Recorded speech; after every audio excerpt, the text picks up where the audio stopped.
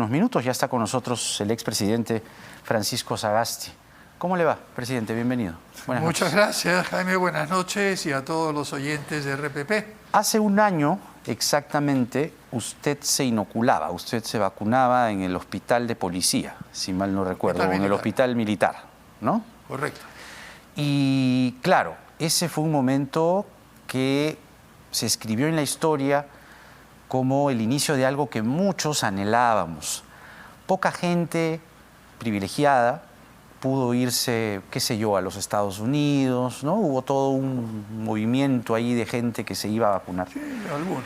Algunos, ¿no? Pero a la luz de lo que estamos viendo hoy, mirando en retrospectiva ese evento histórico, porque lo fue, usted se encargó de traer vacunas, usted se encargó de llenar los almacenes de vacunas, o por lo menos traer el primer lote. ¿Usted siente que esa vacunación puede correr peligro con la designación de este ministro de Salud? Bien, empecemos por lo primero, ¿no? Es decir, lo más importante, creo yo, es reconocer que hemos tenido durante el último año una situación totalmente diferente a la que teníamos antes de empezar el proceso de vacunación. Recuerde usted cómo la gente decía, no nos vamos a vacunar hasta el 2024, no hay vacunas, todo es un desastre. Yo todavía guardo las portadas de algunos diarios en las cuales critican al presidente, al ministro de Salud, al primer ministro y todo. Lo que hay que contrastar es la diferencia que hay entre el ambiente en la ciudadanía de hace un año y el que tenemos ahora. Tenemos más del 80% de la población objetivo vacunada y se sigue con este proceso. Dicho sea de paso, yo no fui el primero en ser vacunado. Se empezó con los profesionales de primera línea de salud y yo no fui vacunado hasta que mi nombre no apareció recién en el padrón.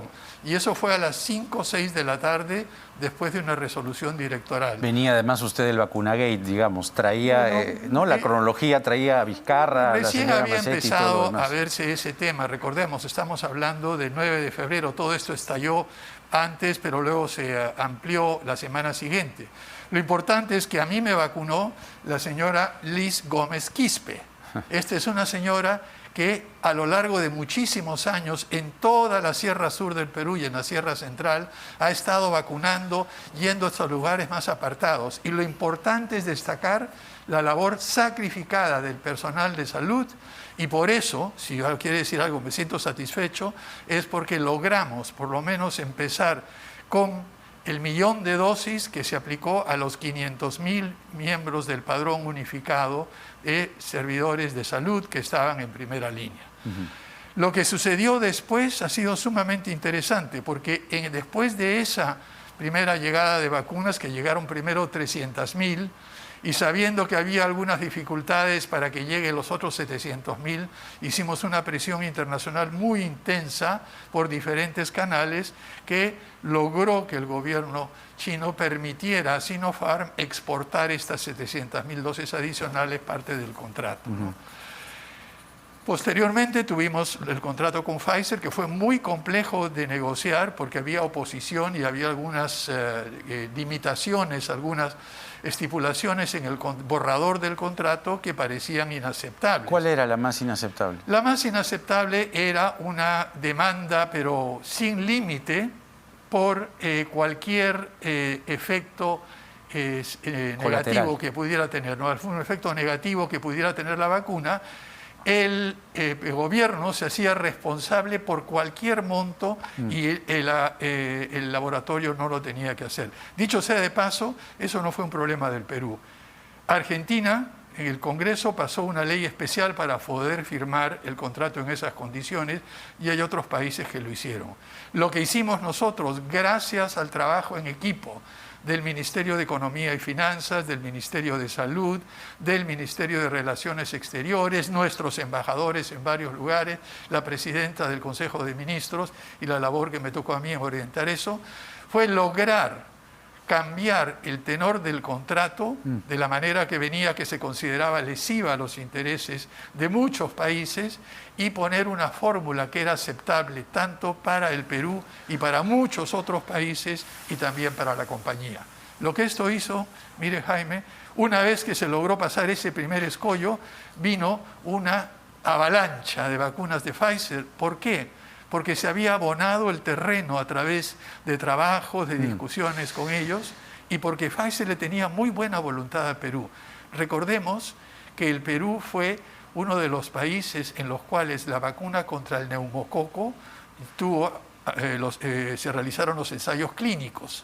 Y luego el Perú fue uno de los primeros países que incluyó a la vacuna contra el neumococo entre la lista de vacunas necesarias. Y esta es una vacuna de Pfizer. Usted ha mencionado a Sinopharm. Correcto. Y meses después vino pues una campaña perversa, con todo, sin ninguna evidencia, y eso provocó que, sin mentir, según la científica del sur, la universidad, millones de personas prefiriesen no vacunarse. Para usted lo que pasó, lo que se hizo, lo que hizo Bustamante, aupado además por un canal de televisión, ¿fue una canallada? Yo creo que más que una canallada, una irresponsabilidad que ya no es lo criminal. Yo creo que cualquier profesional de la salud, y especialmente un médico con cierto prestigio que ha ocupado altísimos cargos en la administración pública de salud, no tiene el derecho de realmente dar expresiones como esas que siembran dudas. Y dicho sea de paso, en general yo creo que la responsabilidad que tienen los médicos, que son excelentes en nuestro país, en su gran mayoría ha sido descargada de una manera correcta. Pero hay ciertas excepciones que causan un daño profundo a la salud pública en nuestro país. Y le decía al principio, ¿no? El hecho de traer vacunas, reflexionando y mirando el proceso, lo difícil que fue al comienzo, básicamente tiene como eje o como espíritu motivador el salvar vidas, salvar la mayor cantidad de vidas. Y el proceso ha sido muy complejo.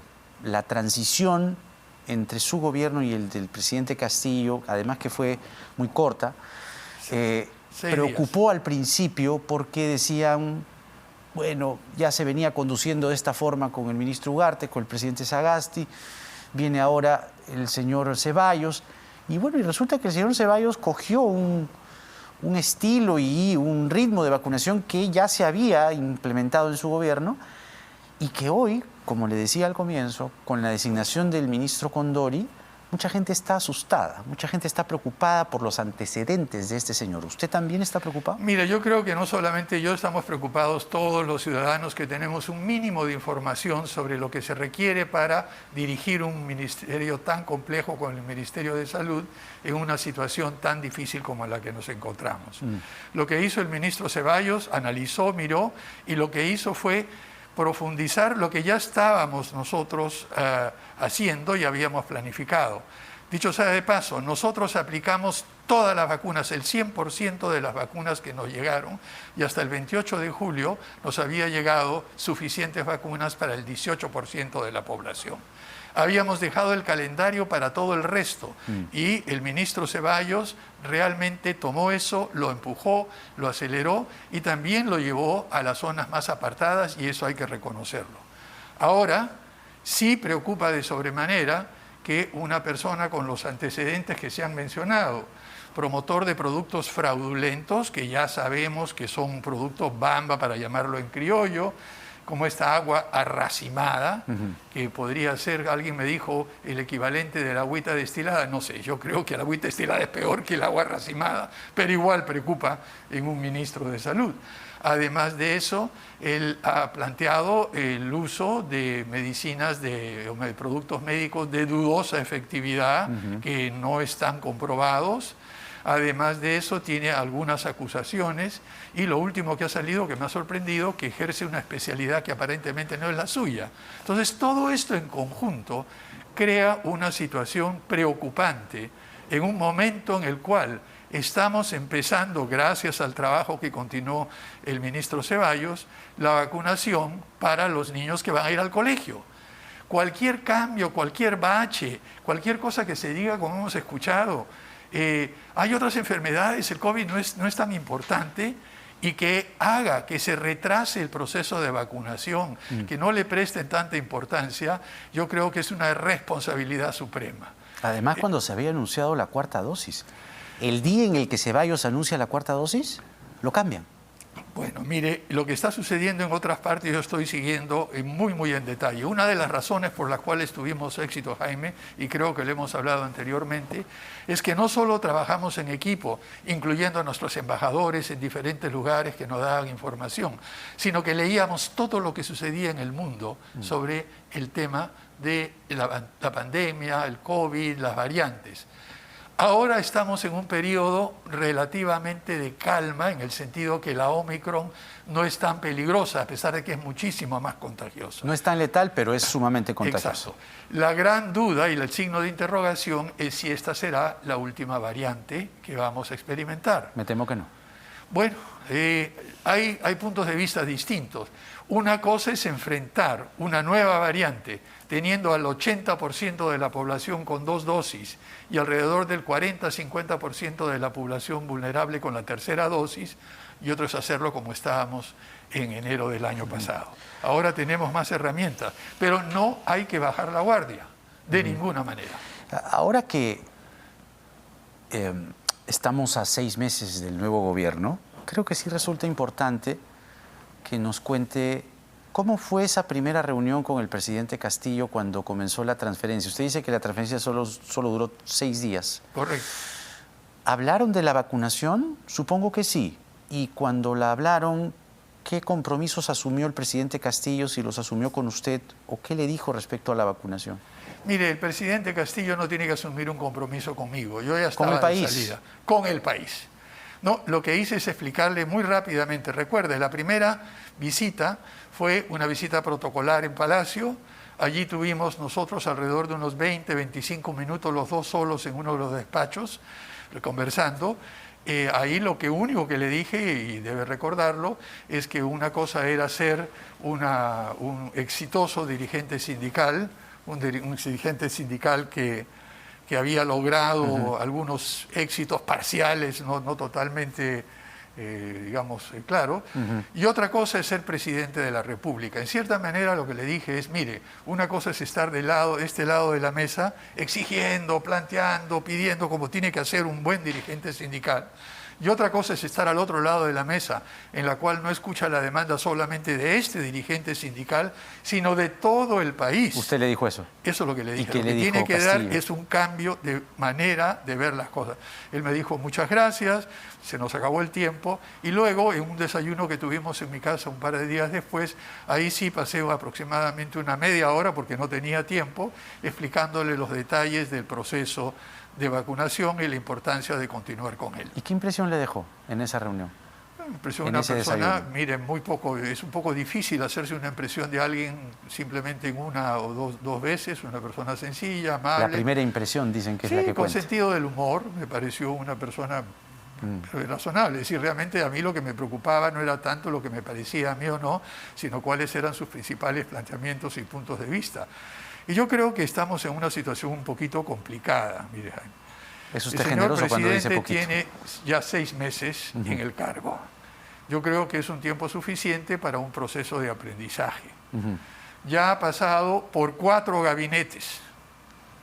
O sea que no estamos ya en una persona que recién empieza y que tiene algunas dudas, etcétera. Ya ha tenido la experiencia de 3 gabinetes, una vinculación con toda la ciudadanía, ha viajado al exterior, etcétera. Entonces yo creo que en estas circunstancias ya es momento de exigirle un poco más al señor presidente. Cuando el presidente le dice a Del Rincón que está aprendiendo, ¿sintió alguna identificación? Es decir, cuando usted llega a la presidencia también fue una forma accidental. ¿Uno aprende en la presidencia? Mire, uno aprende, pero de lo que aprende depende del bagaje que trae anteriormente. No es lo mismo aprender de cero que aprender con algún tipo de experiencia anterior. Entonces, yo creo, pero todos tenemos que aprender. Para mí realmente fue muy complicado. Yo tuve en 24 horas algo que no esperaba, por lo menos yo creo que el señor Castillo, cualquier otro presidente, ha tenido un cierto tiempo para pensar que va a ser presidente. A mí me tocó en 24 horas, porque no estaba en las cartas. Él tuvo más tiempo para aprender o prepararse que usted. Bueno, la única diferencia es que yo he tenido una suerte extraordinaria, ¿no? Eso debo decir, y cada uno es... ¿Por qué? Porque a mí me ha tocado trabajar en algunos campos a nivel internacional, conocer mucha gente. Le voy a decir, por ejemplo, cómo se manifiesta esa suerte. Cuando queríamos conocer sobre las vacunas, qué estaba pasando a nivel internacional, a nivel mundial, recordé que una colega mía en una fundación internacional había sido la directora de vacunas de Novartis. La llamé y le dije, por favor, ¿puedes ayudarme? Bueno, fue un torrente de información, de canal. Tomé, digamos así, un pequeño curso, un diploma en unos meses, escuchándola a ella día de por medio, pidiendo información, asesoría, haciendo conferencias con ella. Y el haber tenido ese contacto y los que conseguí a través de ella y conseguí por otras formas, me permitió tener una idea muy clara de cuáles eran las opciones reales, hasta dónde podíamos llegar en las negociaciones, qué se podría esperar, qué vacunas funcionaban y de qué manera.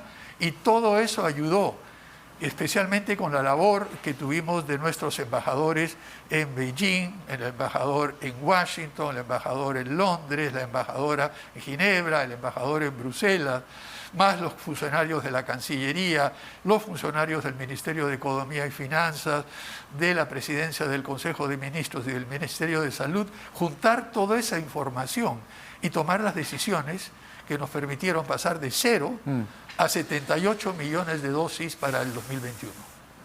Yo no sé si ese aprendizaje, o más que aprendizaje, preparación y buscar sobre todo una cantidad suficiente de evidencia y de data y gestionar, yo no sé si ahora el presidente Castillo tenga esa claridad.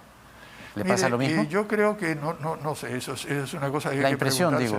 No, mire, yo no funciono a impresiones en ese sentido. Lo único que quisiera decir es que, de acuerdo a nuestra Constitución, el presidente de la República personifica la nación, personifica a todos nosotros. Y esta es una responsabilidad enorme que algunos hemos tenido que asumir de una manera u otra. Yo creo que en este sentido el señor presidente va a tener que asumir y debe asumir su plena responsabilidad sobre sus actos, sus decisiones y lo que toma. Y yo creo que ya es un momento en el cual podemos exigirle que no solamente en nombramientos, sino en orientación y todo, el presidente cumpla con su función de dar la orientación del desarrollo y personificar a la nación. Creo que usted tiene razón al que no es del todo preciso hablar de impresiones. Yo creo que uno se forma un juicio a partir de hechos, ¿no? Y a partir de hechos uno dice, a ver, acto 1, acto 2, acto 3, acto 4. Y usted habla de la responsabilidad enorme de personificar a la nación. De acuerdo a los hechos y a las acciones que el presidente Castillo ha tomado en estos 6 meses, ¿usted tiene el juicio de señalar, mirar, de que el señor Castillo es consciente de la responsabilidad que tiene? Bueno, yo creo que está en proceso de tomarlo, ojalá. Yo realmente aquí no puedo entrar en su manera de pensar y como usted sabe, una cosa que hay que ser muy cuidadoso, sobre todo en el caso de haber sido presidente de la República, emitir un juicio sobre la persona que ejerce el poder.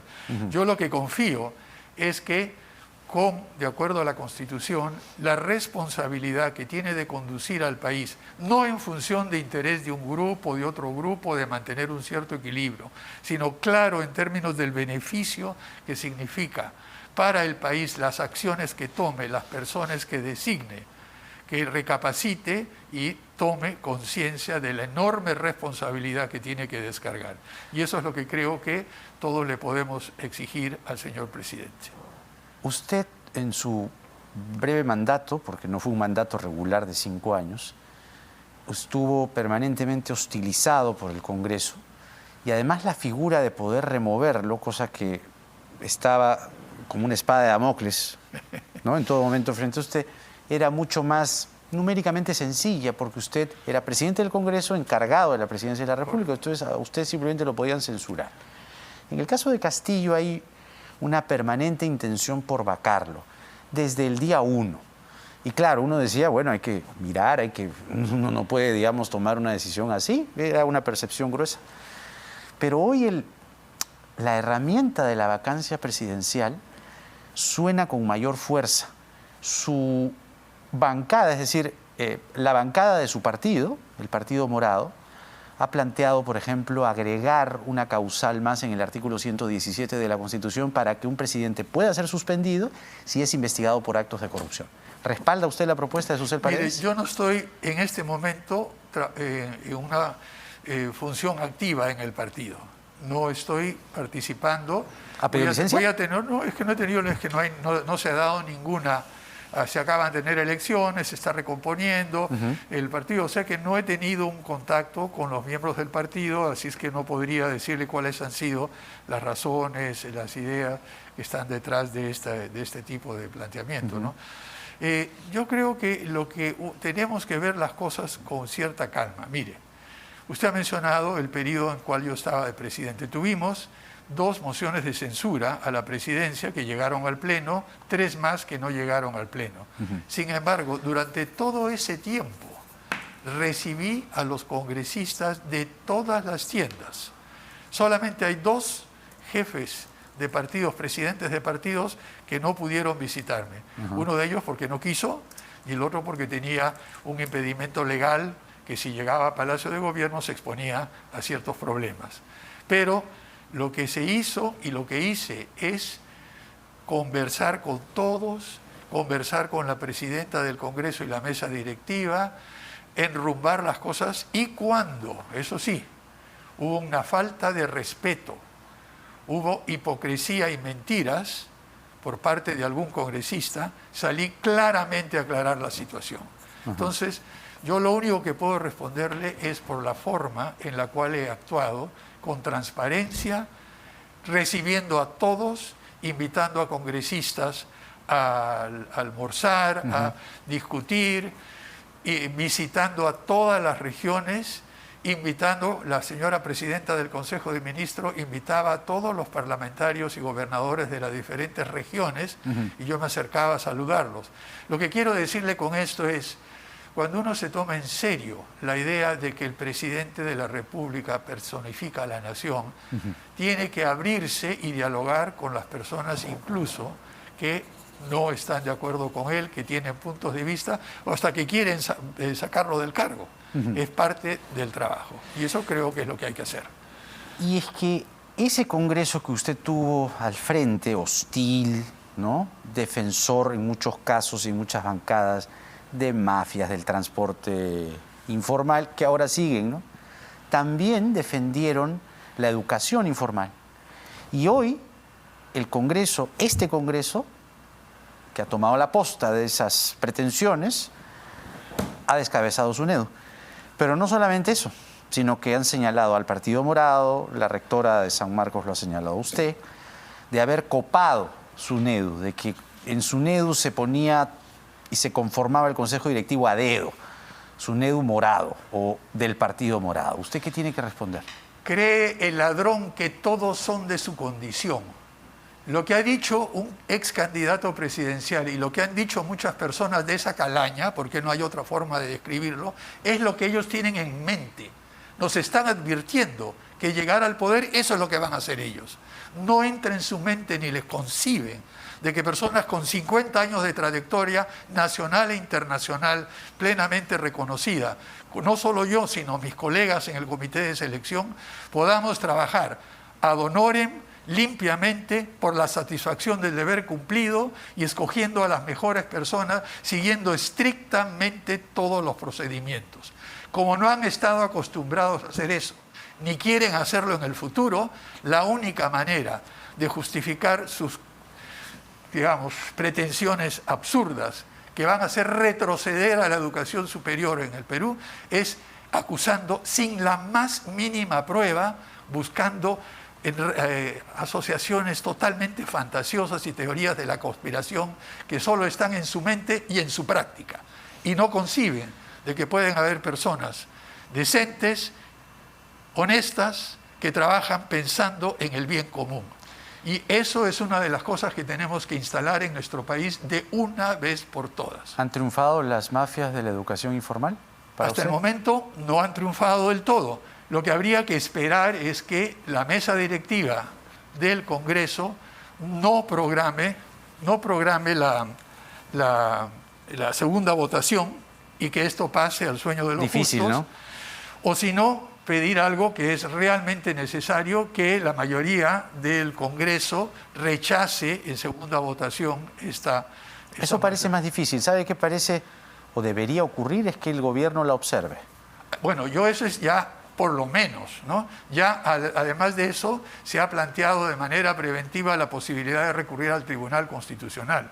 Pero mire, yo quisiera pensar de que hay todavía gente en nuestro país que le preocupa el bien común, le preocupa el futuro. Mire, uno de los temas que hubiera querido hablar, yo sé que no hay mucho tiempo, es sobre el futuro de nuestro país. Y el futuro de nuestro país está en el conocimiento, Jaime. Está en la investigación científica, el desarrollo tecnológico, que dicho sea de paso, no pasa por una solución burocrática a un problema estructural creando un ministerio, el ministerio número 19. Eso no es desarrollar. Pasa invirtiendo más dinero. El gobierno de transición y emergencia que me honro en presidir dejó 2 préstamos listos, 140 millones de dólares del Banco Interamericano de Desarrollo, 125 millones de dólares del Banco Mundial. Y lo que estamos viendo algunos apetitos para avanzarse sobre esos recursos, como lo hubo anteriormente y logramos cortarlo. Eso es otra historia que podemos hablar en otro momento, cómo defendimos los recursos del financiamiento internacional para investigación científica y tecnológica y logramos dar un salto en relativo poco tiempo.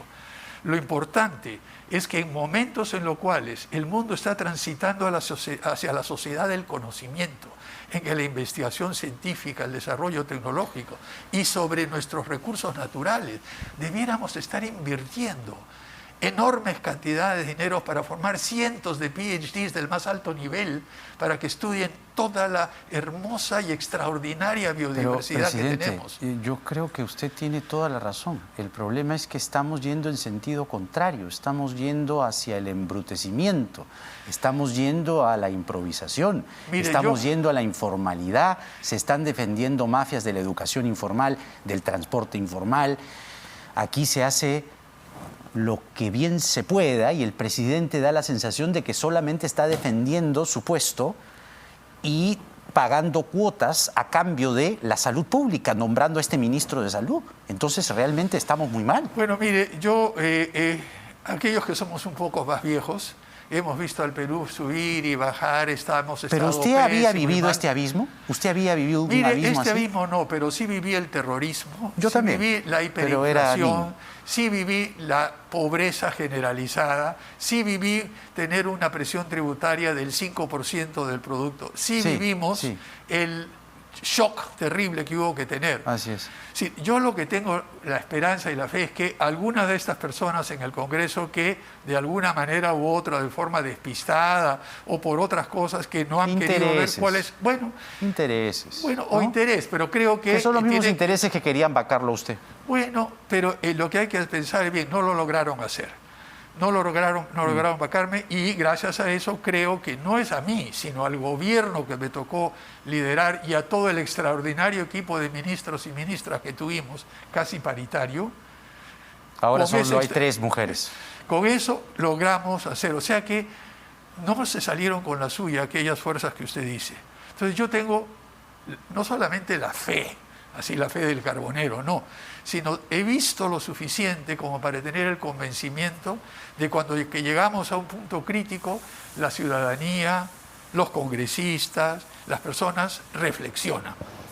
Y a la hora de reflexionar, al fin, a pesar de haber resistido, toman el camino correcto. Y el camino correcto es no aprobar esta ley de reforma de la SUNEDU, no aprobar estas reformas que estamos viendo en el tema de educación. Transporte. ¿Perdón? El transporte también. Bueno, mire, podemos hacer una lista muy larga. De lavandería.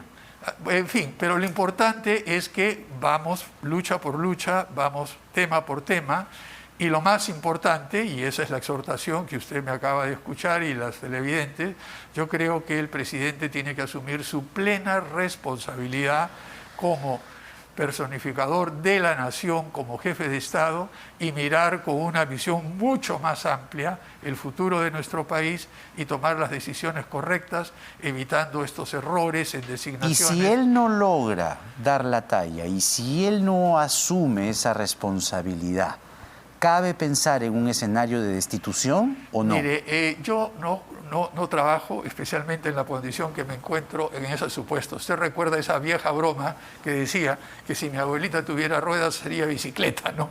Yo no quiero asumir nada. Lo que estoy planteando en este momento es un desafío, una El necesidad. escenario del para país. usted entonces es de fe. Veremos qué sucede en ese momento, Jaime, pero no quiero adelantarme a nada. Ajá. O sea, usted todavía tiene fe en el presidente Castillo. No es fe. Mire, hay que tener la diferencia entre fe y esperanza. Yo creo que nos hemos olvidado de las virtudes teologales. Fe, caridad y esperanza, recuerde usted. Yo soy un poco duro con la fe. Para mí, la esperanza y la caridad funcionan un poco mejor. No, decía porque hay un ministro, el ministro del Interior, que dice que Dios nos va a ayudar a resolver la delincuencia. Bueno, esa es la fe. Para mí, yo prefiero la ¿Es la esperanza fe y la caridad. o es la charlatanería? Usted defina, yo no tengo cómo, no lo he escuchado, es una cosa muy breve. Usted decida qué es lo que es. Esa es la función de los periodistas, no de los expresidentes. ¿Y a usted le llamó la atención cómo fueron removidos Mirta Vázquez, que además era presidenta del Congreso, ¿no? Salieron en la misma lista ustedes, y ella se quedó en la presidencia del Congreso y usted asumía la presidencia. Ella asume la presidencia del Consejo de Ministros, y la manera en la que fue removida fue un poco tosca, ¿no? Mire, yo no tengo nada que añadir a lo que ya dijo con toda claridad Mirta Vázquez, a quien aprecio, respeto muchísimo y que creo que todos los peruanos le debemos un enorme agradecimiento. ¿Hay futuro para usted con este gobierno? En primer lugar, mire, yo tengo 77 años. Estoy dedicado a otras labores, he vuelto a unas labores de carácter académico, de orientación, de discusión, y creo que yo voy a dedicarme a eso por un buen tiempo. Ya no a la política. Bueno, sigo siendo militante del Partido Morado, todavía no me he involucrado directamente con ellos, veremos qué es lo que sucede más adelante. Lo que sí le puedo garantizar es que no voy a ser candidato.